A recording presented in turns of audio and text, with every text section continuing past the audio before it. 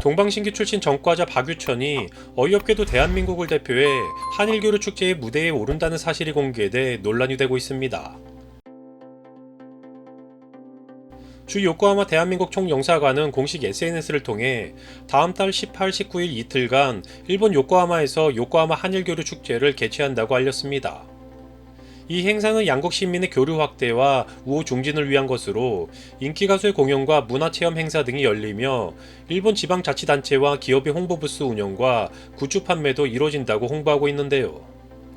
SNS 게시물에는 행사 포스터도 함께 공개됐는데 주요 출연진 명단이 포함된 포스터에는 박유천이 한류 가수를 대표해 축제 첫날 피날레 무대에 오를 것이라고 안내되어 있습니다.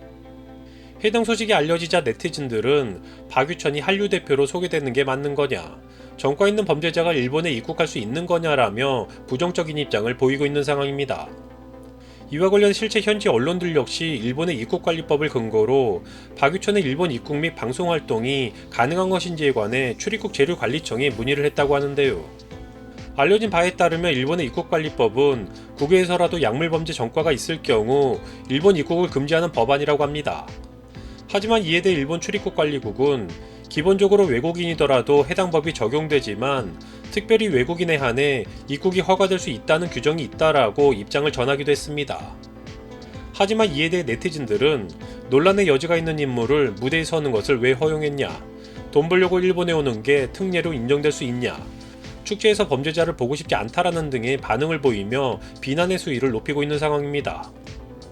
박유천은 2019년 필로 혐의로 재판에 넘겨져 징역 10월에 집유 2년을 선고받았는데요.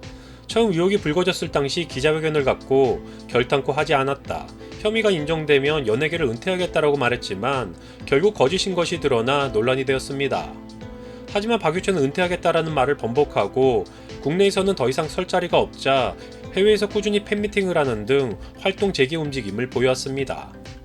이에 대해 박유천은 지난해 12월 국세청이 공개한 고액 상습 체납자 명단에 오르기도 했는데요.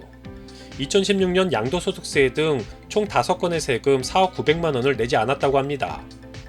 이처럼 논란이 끊이지 않고 있는, 더군다나 사회적으로도 쉽게 용인될 수 없는 수준의 범죄를 저지르고도 반성도 하지 않는 박유천이 대한민국을 대표로 한일교류 축제의 무대에 참석한다는 사실에 해당 소식을 접한 대중의 반발이 심상치 않은 상황인데요.